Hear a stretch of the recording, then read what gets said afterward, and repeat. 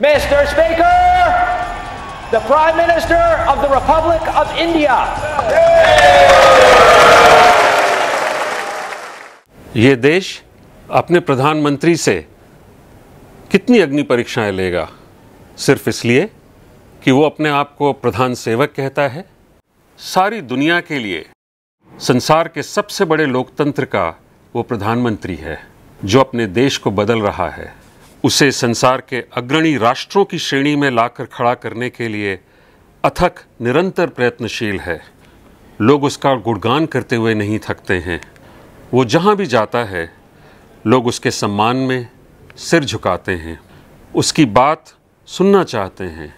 उसकी अगवानी करने के लिए अन्य देशों के राष्ट्राध्यक्ष सारे के सारे प्रोटोकॉल छोड़ एयरपोर्ट पर आ जाते हैं और जब वो वापस स्वदेश लौटता है तो कुछ मान सम्मान या जो भी कुछ उसे उपहार में मिला है वो सब समर्पित कर देता है।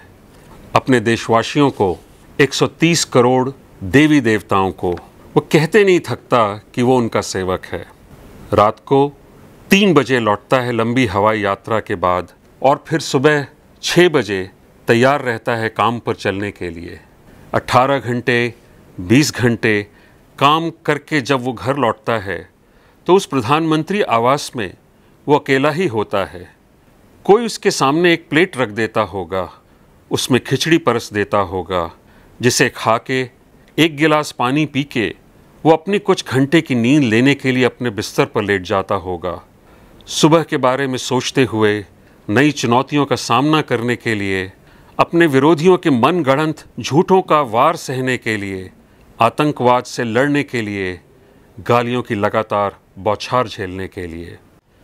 प्रधान सेवक, चौकीदार, ये सारे नाम उसने अपने आप ही ओढ़ लिए हैं। उसे पता था कि अगर गलती से भी उसने अपने आप को इस देश का प्रधानमंत्री कह दिया तो पहाड़ टूट पड़ेगा। लोग कहेंगे, देखो ये चाय वाला, ये मोदी अपने आप को प्रधानमंत्री समझ रहा है। ये संघ का प्रचारक जो घर घर भोजन के लिए भटकता था, इसका खुद ही सिर घूम गया है। वो प्रधान सेवक ही बना रहा और एक सेवक की तरह हाथ जोड़े खड़ा रहा। कभी शिकायत नहीं की, पलट के जवाब नहीं दिया। यही कहता गया, ऐ मेरे मालिकों, आगे क्या हुक्म है जो बजा लाऊं। और मालिकों को देखिए, तैयार रहते हैं फरमाइश लेके। कभी मन में ये नहीं आता कि सेवक सोया कि नहीं, उसने कुछ खाया कि नहीं। वो जितनी लगन से भी अपनी ड्यूटी बजाए, शिकायतें थमने का नाम ही नहीं लेती।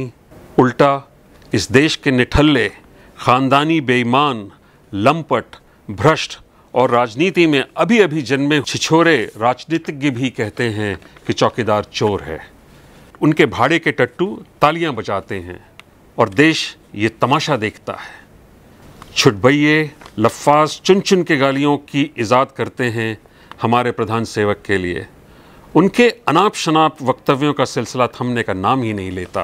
कितनी परीक्षाएं चाहिए इस देश को ये कहने के लिए कि हे प्रधान सेवक, हे चौकीदार, हम कृतज्ञ हैं तुम्हारे। या फिर ये देश कृतज्ञता ज्ञापन की परंपरा ही भूल गया है।